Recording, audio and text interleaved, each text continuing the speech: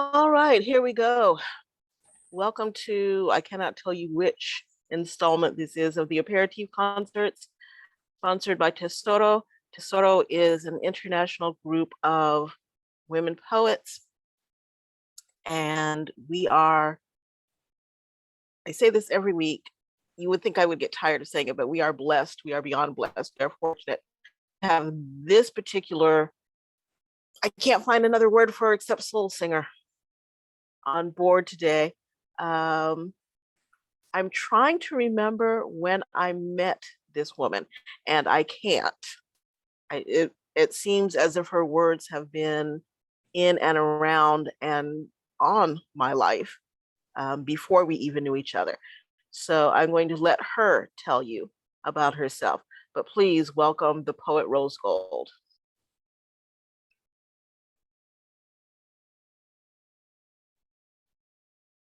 Salutations, everybody. So give us the bio, babe. I'm sorry? Give us the bio. The Bible. I never memorized that thing. I talk sometimes, I read sometimes, and I've been published in some things. No, seriously. Okay. I currently live in Colorado Springs. I moved here 7 years ago after I retired from the Army. I am originally born and raised in the Bronx, New York. I served 20 years in the military, moved to Colorado. I knew that we were highly outnumbered before I even moved here. I was never stationed here. And it was probably a year and a half. I was probably here about a year and a half before I finally found out that there was a spoken word community in Colorado Springs. And I was in disbelief. I said, really, there ain't no arts community, no spoken word community in Colorado Springs. I was never more happy to be proven wrong. I went to my first open mic. It was hosted by Here Poetry. And I got on the mic for the first time in 2017, and I never looked back. So poetry to me, I was actually introduced to poetry when I was a sophomore in high school, and I read some works by Langston Hughes and, oh God, Claude McKay, and of course, Maya Angelou and some others. And I thought, why is this not taught in school? This beautiful language. It is such a it's just a different kind of language that only certain people are blessed enough to speak. So, but unfortunately, some people are too afraid to speak it. Maybe one day, when the time is right, because it's not up to us to determine when they start to talk, when they blossom and flare into fire singers.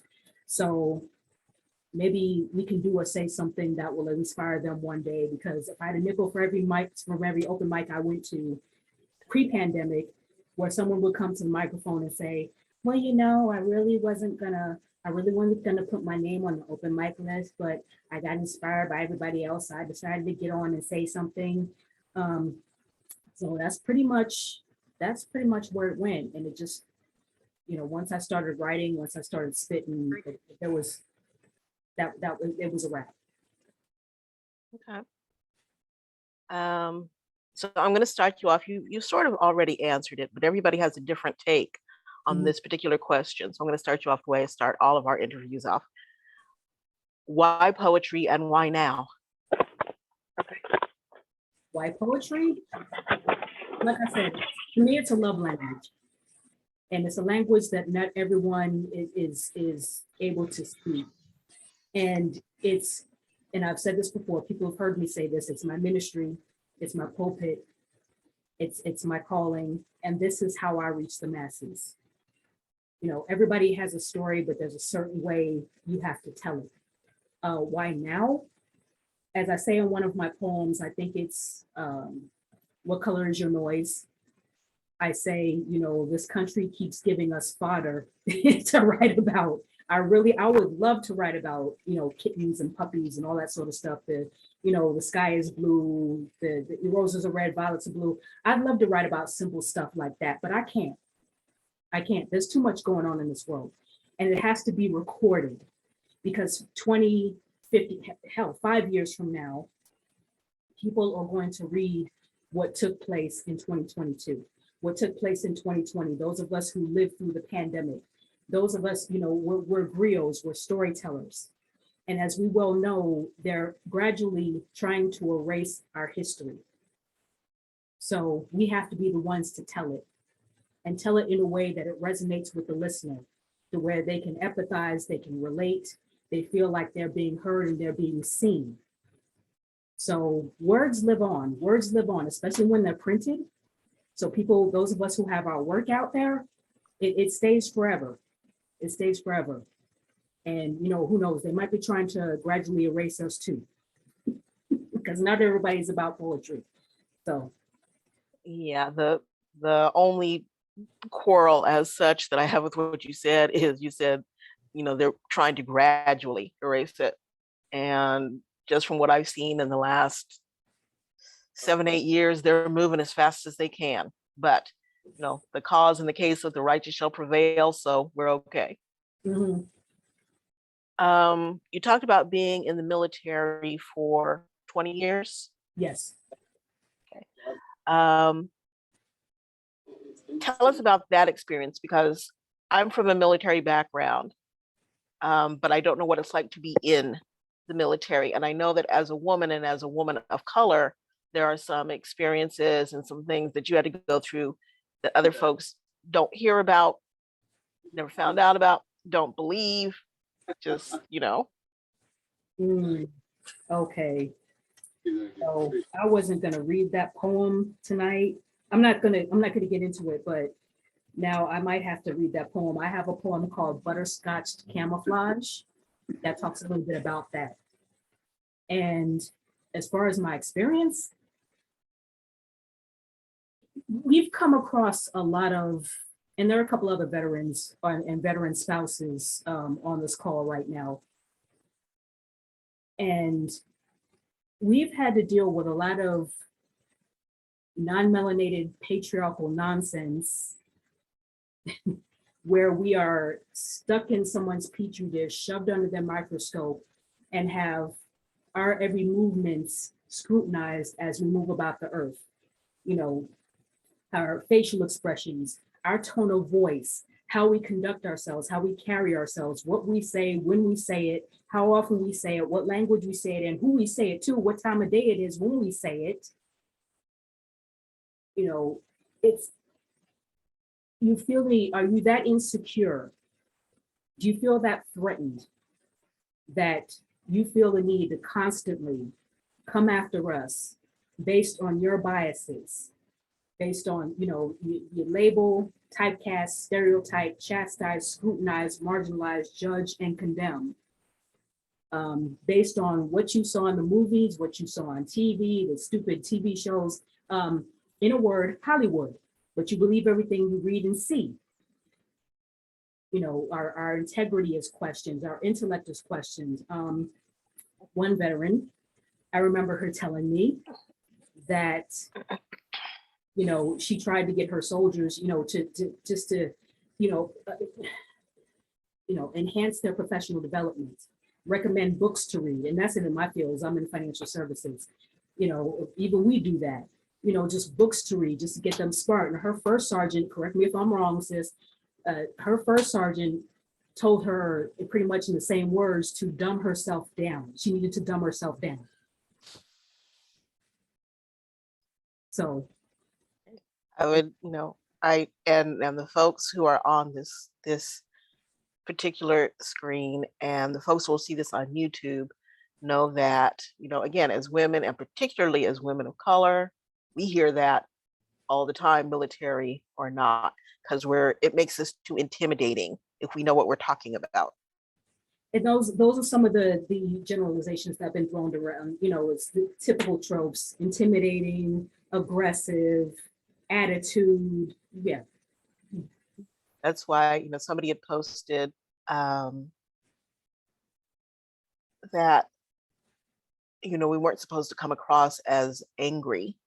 God forbid there should be, angry Black women.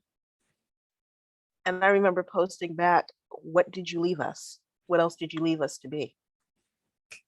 And if you are intimidated by angry Black women, you need to find somewhere else to live, like, oh, I don't know, the moon or something. but another story for another time. What is it? How shall I say? What's your process? Everybody has that way that they write. Do you need a candle nearby? Do you need a cat purring under your feet? Do you need total silence? Do you need music? I cannot create without music somewhere around. So what gets you to where it is you need to be? I always listen to music when I write. What kind? It depends on what I'm writing about. If I'm writing about a social justice piece, I could be listening to Public Enemy, Rage Against the Machine. Well, who else? Who else? It escapes me right now, but that's the kind of music I listen to. If I'm feeling nostalgic about something, if I'm writing something about home, I might listen to old school hip hop. So it really depends. Or if I'm really feeling squirrely, I might listen to 90s alternative because and I throw out all these genres because again, that's what I listen to, and we are not a monolith. Black people are not a monolith, so we don't just listen to one single thing. And that's another thing people assume, the moment I told people, this is going back to when I was in uniform, the moment people found out I was from New York, specifically the Bronx, here come the stereotypes. Remember when I was in training and the two sisters that were in the room, when the barracks room next to me, they got locked out their room. And males aren't supposed to be on our floor, but we do stupid stuff. And some of the fellas are coming trying to gin up the lock, trying to get it back open, which eventually they did. I can't remember how. And this one little white dude, little troll-looking white dude, came to me and said, "Well, you should know how to pick a lock, don't you? You're from the ghetto." This guy's face.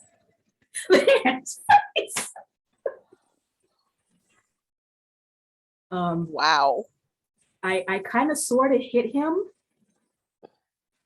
I didn't get in trouble for it. Matter of fact, some of the soldiers came running down the hallway and were high-fiving me about it because nobody could stand this kid. So, but nobody knew about that. But that's just one example, one of the earliest examples before my career even got started. So, yes, ma'am. What else you got for me? What else you got? I'm sitting here and I'm thinking to myself, okay, how do I follow that?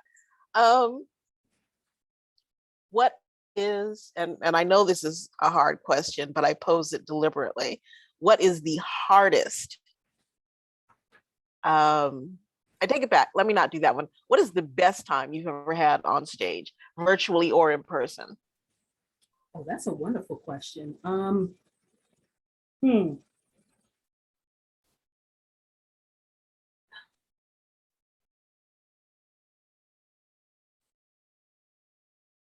I would say one of my funnest times on stage, in-person stage, was my very first feature, and it was at a place called Atravita Beer Company.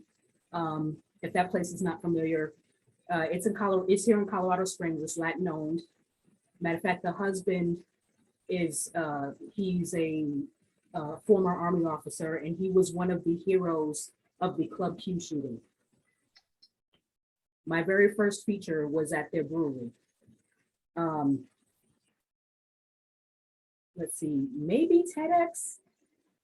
With me, Ashley, a high speed court laureate, Susan, Susan, and some of the other folks, we spit on the TEDx stage back in 2019.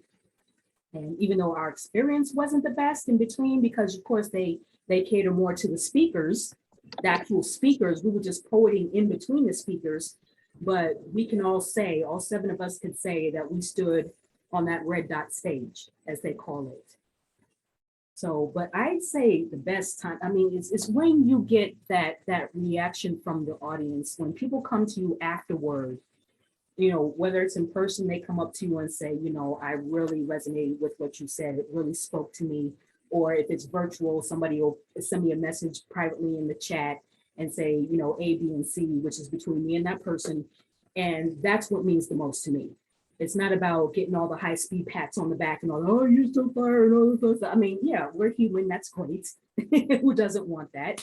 but it's about, if I kept somebody from literally, going off the ledge, if it kept somebody from driving into the opposite side of traffic, if it kept somebody from swallowing some sleeping pills tonight, then I did my job.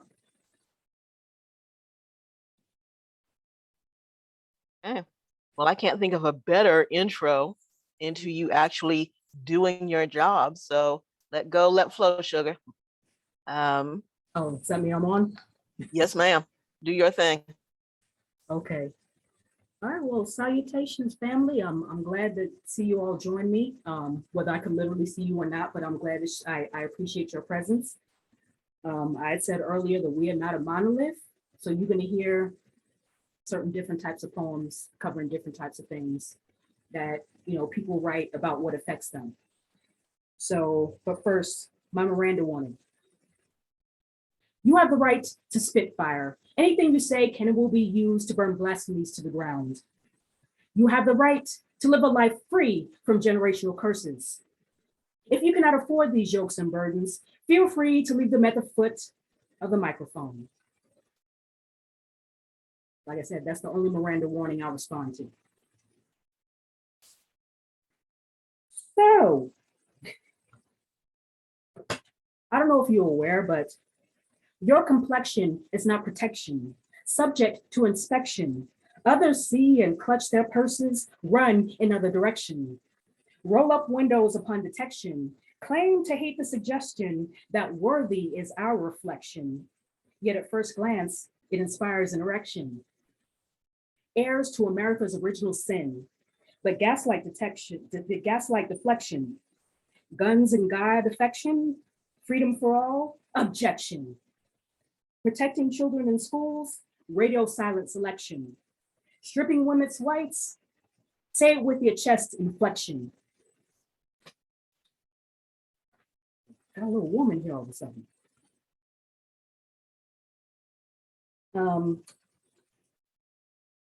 One thing that I used to have a long bucket list of people I wanted to meet throughout my life, a la Dr. Maya Angelou, of course, Toni Morrison, who was one of my favorite authors, Prince. I got the honor to meet some of the original members of the Tuskegee Airmen, legendary Tuskegee Airmen, but there were some others I wanted to meet. And also included on that list was Congressman John Lewis, rest in peace, sir. And shortly after he passed away, I wrote a poem in homage to Congressman Lewis, and I called it fittingly, Good Trouble. Because you dared to believe in a world of tranquility, unity, humanity, and civility, where freedom wasn't a wish, but your destiny. You made your mark in this world, marking every message you sent with urgency, but punctuated with the power of love. In spite of crushing waves of hate attempting to drown out your calls for peace. For every indignity they projected onto you at lunch counters, the specter of death that threatened to sideline every freedom ride, where mob rule greeted you at every destination. Fists, bats, bottles, and pipes decrying the audacity of desegregation. But your nonviolence was not only a belief, but a strategy. The covers of America's shame pulled back for the world to see. Cameras captured the rage, reporters transcribed outcries for equality. A laughingstock was the home of the brave and land of the free. Citizens in faraway lands looked on in anguish because violence read the same in every language. Battered and bloodied long before that infamous Sunday, American eyes couldn't unsee the barbaric scenes on that bridge because Bull Connor saw red over your goal to march for the hope of a vote. But never did you absolve yourself from the responsibility of charting the course to freedom for marginalized people both far and near. Sage, experience has granted you wisdom. Now, new generations of activists sit at your feet. For those shoes have traveled far, from the roads of Alabama to the Capitol. But civil rights cannot yet run its victory lap because this young nation refuses to heal old scars. So now I wonder if they will start to feel good quote you like they do your mentor, MLK. But as you both look at us from upon the mountaintop, it is my hope that we make you proud. Well done, thy good and faithful servant, I can hear you say, for this is our fight now. End. Mhm. Hey, grown man speed. Okay. Madam Tesoro, this was the poem I was telling you about. Since you asked me a question about my experience in the military, of course, one poem, one piece can't sum it all up, but I gave it the old college try. Uh, this is called Butterscotch Camouflage, and it's actually going to appear in a poetry compilation called Your Call is Very Important to Us. It's comprised of a lot of poems and short stories written by veterans. It's not out yet. It comes out early 2023, but it's a lot of works by veterans, short stories and poems. And this was my contribution. Black woman was the uniform I donned before camouflage. The latter periodically screamed it at me at random intervals, especially after discovering my place of origins. Some never having seen one of us up close, since many of these hicks never left the block until the recruiter came calling.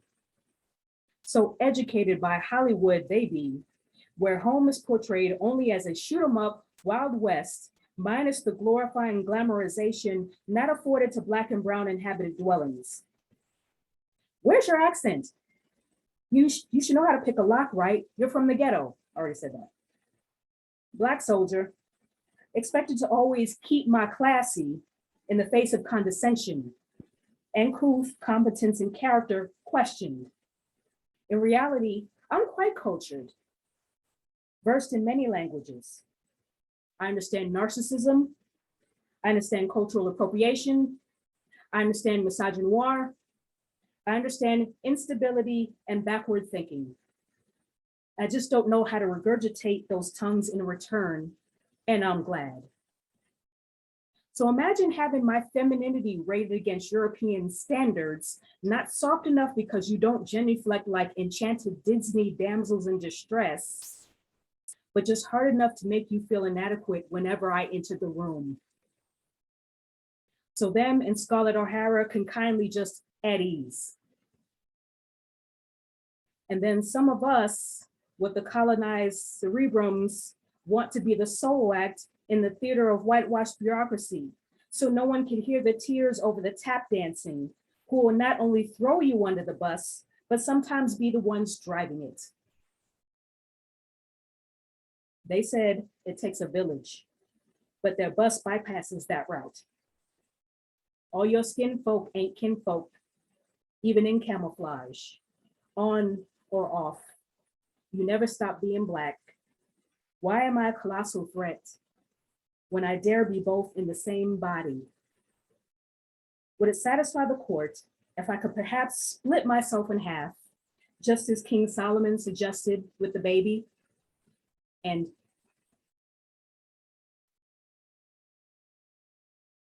hey, how you doing, Chris?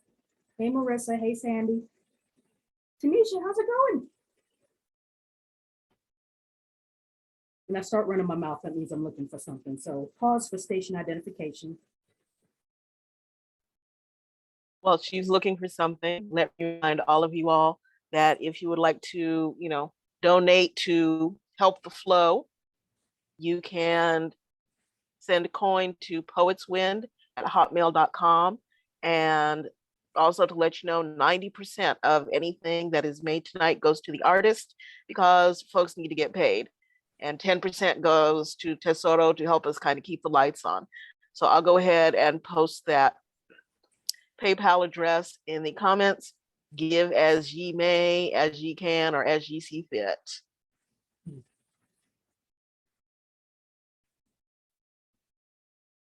Baba Black Sheep, have you any wool?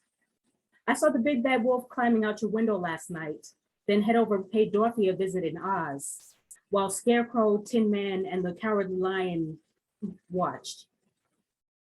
Snow White is looking for a new home after the 7 dwarfs kicked her out. She's searching for her Prince Charming that decided to kiss and tell.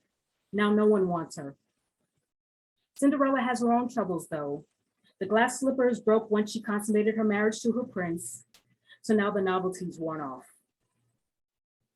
A real man wouldn't have his way with a sleeping beauty. Meanwhile, everyone wants to hate on Medusa, the only spinster on the block. Not that it's bad to be a spinster, but she has the good sense to turn violators into stone. The wizard tries in vain to get back into the Wicked Witches of West's good graces, but when he told his tales of woe with Glinda, she said, "Sorry, not my circus, not my flying monkeys." Batman knew not to run afoul of Catwoman, but couldn't resist her feminine wiles, and like most men in her life, cast her aside like yesterday's newspaper, whose headlines read, "Caped Crusader caught with his pants down." So he couldn't save random woman who always conveniently trips and falls when hunted by the axe murderer in every horror film. And alas, our resident badass, Wonder Woman, couldn't get her man to confess his sins without being bound by the lasso of truth. But why does it take all that? Especially when she already knew he was stepping out on her and gave her cat scratch fever. Snow White found Scarlett O'Hara standing in the median with a cardboard sign, "Cast out of the plantation in disgrace." "Oh, Snow White," she said, "where shall I go? Whatever shall I do?" "Got my own troubles, sister," she replied. "Why don't you try mending fences with that cad you married? You're cut from the same cloth, just like you in that fake curtain dress." But as Scarlett attempted to speak, her ex comes rolling up with a new Cadillac, Miss Melanie riding shotgun. "Guess what, Scarlett," she said. "Rhett never gave a damn." That piece was called Tall Tales. The reason I wrote that is because at the time I was thinking how absurd it was, how women are portrayed in comic books and movies and stories and cartoons. And it's just, yeah. I sensed a pattern, so I had to write something about it. What did I say earlier? You write about what you feel, what you experience. Hey, Wawa. Oh,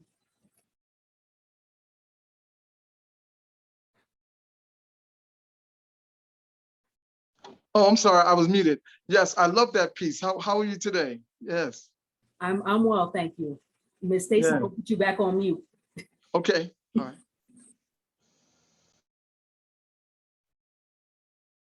Can you hear the blood? Was she not behaving Islamic enough that her hair should dare peek out from beneath her headscarf? Did she need cleansing from the morality police that it should be spilled on our hypocrisy? Now she becomes a symbol of revolt on the world stage. Cameras and eyes are on Iran, lit up from the bonfires consuming fabrics of tyranny, encircled by silhouettes dancing to the battle hymns of their own revolution. Can you hear the blood coursing through their veins as quickly as their hearts can fight, knowing death could meet them at any moment and at any moment could be their last? Freedom's demands so eloquently opined with a degree of urgency that beckons ears and eyes to attend. A warning of what could happen here or a distraction from what already is. Can you hear the blood? Masa Amini could be us disposable, us not seen as human, unworthy of dignity and respect. Even our DNA is no longer ours once drummed out of our bodies. But we needn't receive a reminder from abroad that no matter the religion, land, or language, laws render us expendable, property to be properly kept and appropriately kempt. When another one falls closer to your own shores, keep that same energy for the home team. They're just getting started. And oh Lord Jesus, let me take a sip in case you're wondering. This ain't just orange juice. Oh.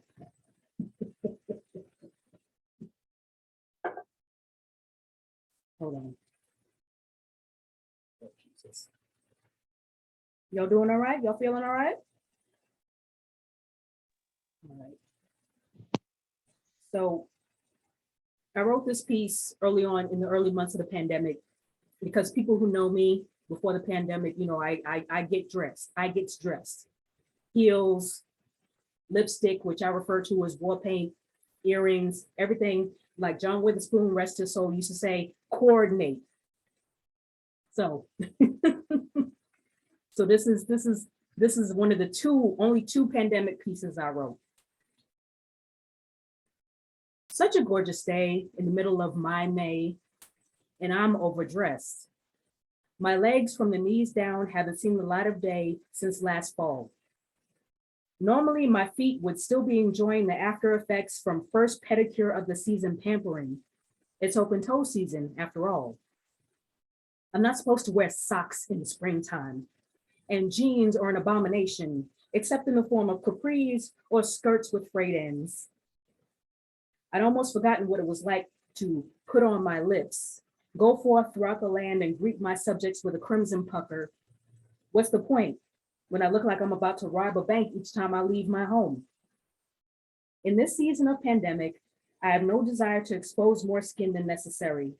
Still, I don hoop earrings of nostalgia at how they used to swing with every step, just like the skirts and sundresses that begged to be paroled from my closet. Waves of color that were popped against my skin and flowed at the slightest hint of a breeze, but secretly praying that it wouldn't result in a Marilyn Monroe moment. One of my late aunts used to call me Ms. Glamour, because even in my youth, I knew how to bring the heat. Betty Boop, who was actually Black, just wanted to put that out there, was never this sweet. At every outing, I followed John Witherspoon's instructions to the letter when he said, you gotta coordinate. Spaghetti strap casually sliding off my shoulder during Sunday brunch, lip prints on the glass of my second Bloody Mary. I feel pretty, oh so pretty. Though, when a melanated colleague responds to a complimenting client's like your hair with all the salons are closed, it's as if to say my natural was not by choice, that it was forced into the state because no one was available to make my hair beautiful, red, aesthetically European. And so yeah, I started wearing my fro again shortly after the pandemic started. Just let it out, just let it all out. And it's sad because the person who said this, all the salons were closed, also had melanin. So I'm like, really, dude, is this how we're conditioned? Is this how we're conditioned? Yeah. So that's where we are right now. So I feel like if you're familiar with Trevor Noah from The Daily Show, last night was his last night hosting.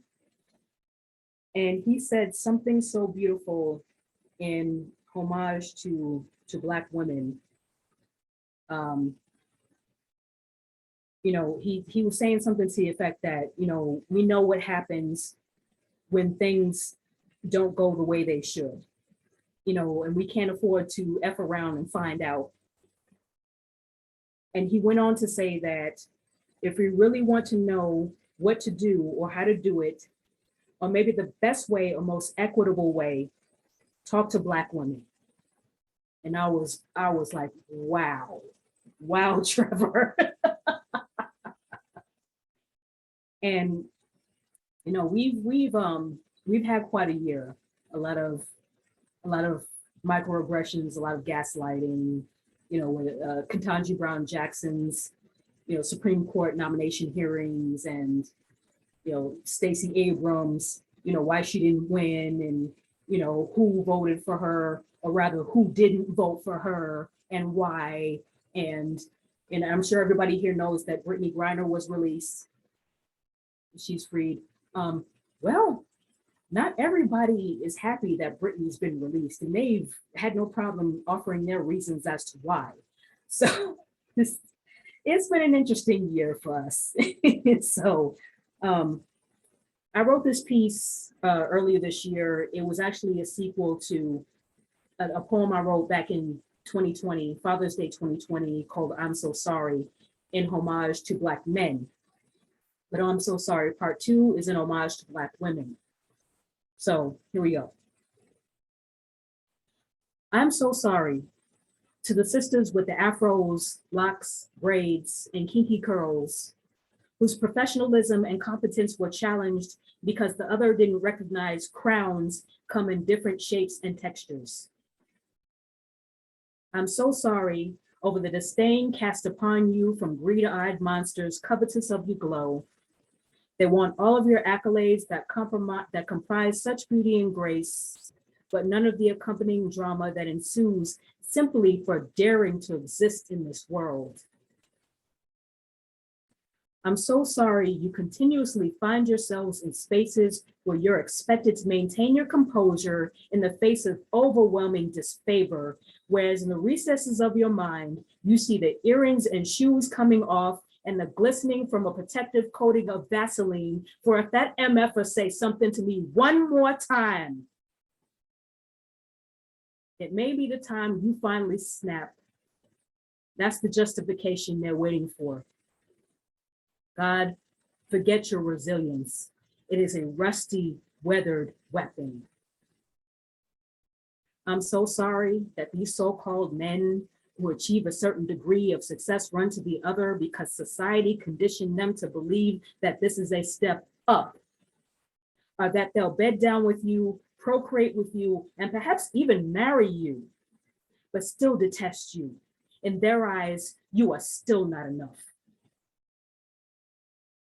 I'm sorry, Miss Jackson, that they never achieved the level of growth that will allow them to acknowledge the greatness sitting before them, as their flaccid inadequacies just could not rise to the occasion, that they spread their insecurities around like mediocre mounds of mayonnaise, bitter and screw-faced from the taste of bile that churned in their guts just over the thought of someone maintaining equal justice over the very laws that kept them comfortable and safe from a reckoning. I'm so sorry, brown-eyed goddess, for once upon a time not knowing who you are, or worse, starting to learn, but keeping her pressed down like the colonizers who targeted you and the coons who aided and abetted them.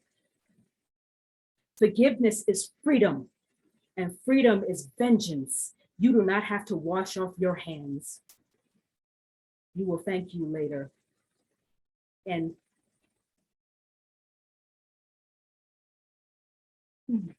I need another sip after that, pardon me. I think we all need another sip after that. You got about 5 minutes left, babe. It is with your. Shucks. You're Okay. good. You're good. If we go a little bit over, it's fine. Nobody wants me to kill your mic, so don't even worry about it. Okay. Cool. So this was a poetry prompt during National Poetry Month from Black Poets United about talking about Black love. So if your cup is overflowing right now, well, there you go. Salvation. It is the praises from our ancestors wrapped in thunder, enchanting wordplay, plucking my spinal cord like guitar strings, prompting slow jams that could only be heard by my soul, steeped deep into my bone marrow and stealing my frame. The fortified fortress called community, readying ourselves in the boardroom, in the classroom, and the White House for imminent invaders called isms, sending them back to hell with our magic. Its hands clasped in thanks at Sunday dinners, the hallelujah and amen, it's accented by fluttering fans attempting to cool our summer heats. Love, blackberry molasses thick, nursing broken hearts back to health, arms reaching for me, yearning for the spiritual union understood only by the people of the sun. Black love is poetic. And I got one last piece. It's in here somewhere. I promise you it's in here somewhere.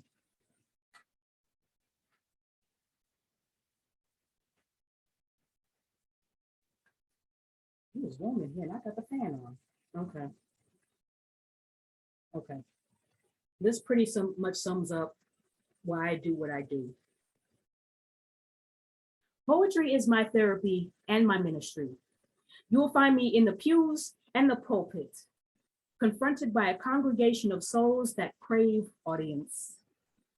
I try to hear him over the hand clap emojis and the hearts bursting in air, the contents of which remain void, save for them hemorrhaging all over the virtual microphone. What is their wish today? To be scorched by the verbs of this burning bush, or remain parched, waiting for a super saver scribe to turn water into wine? The people genuflect with arthritic knees while waiting to receive his body and blood freely given unto me for my transgressions that are laid bare before them in revealing verse. Then stand back and observe the glory revealed in flesh, while spirit demands a refill and a warm heart in which to be housed. Because featureless winters are cold when no one is showered in accolades. You can always hear the rainfall, but the snow is silent.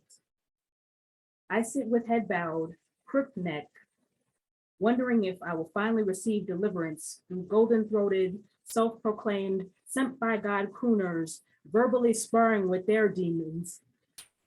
Tongues are the weapon of this spiritual warfare, played out by the body of voyeurs, watching the narrated gyrations to the point of near climax.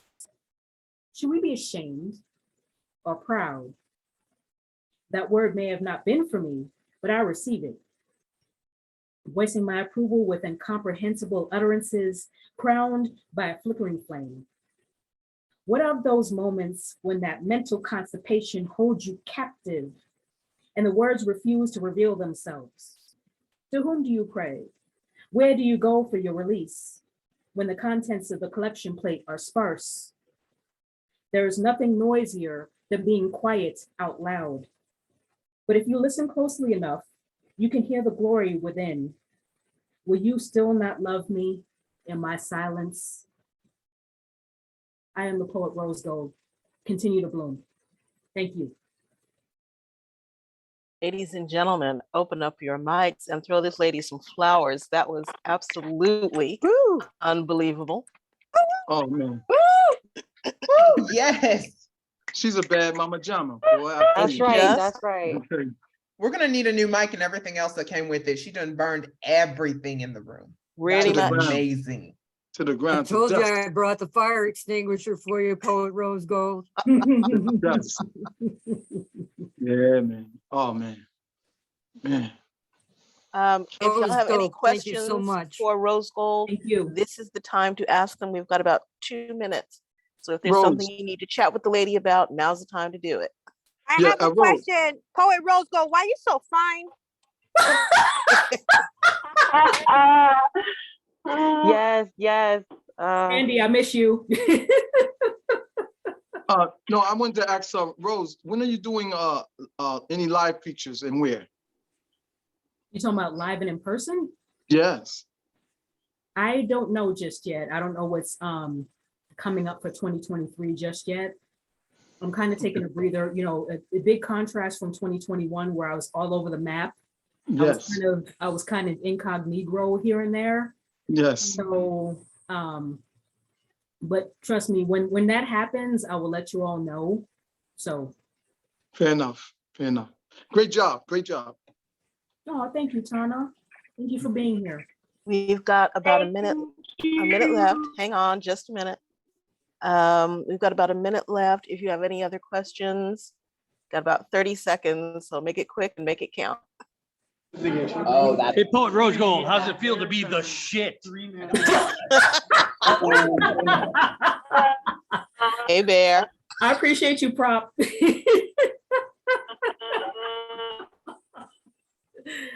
Woo!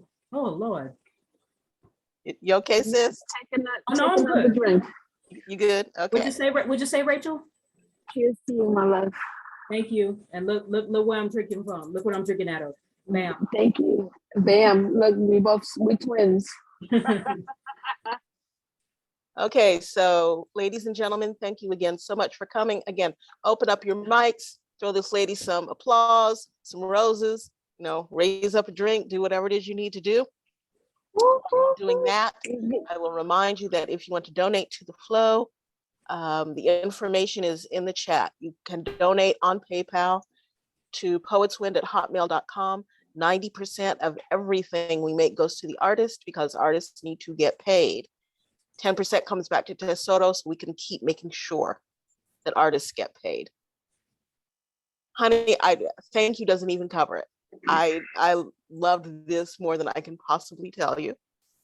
This was fun. And it's always great for me because I only hear you guys in 3 to 5 minute bites most of the time. So to have an entire half hour to hear you is beyond an incandescence for me. Thank you again so much for being here. For those of you who are watching now or who will watch this later on YouTube, we'll be doing this again. We've got one more show before we sign off until 2023. So until then, as I say every week, I am through fooling around with people's time zones. Wherever it is you are in the world, whatever season of the day it is, have a fantastic one. Have a great weekend, and we will see y'all around the block. Thank you for being here.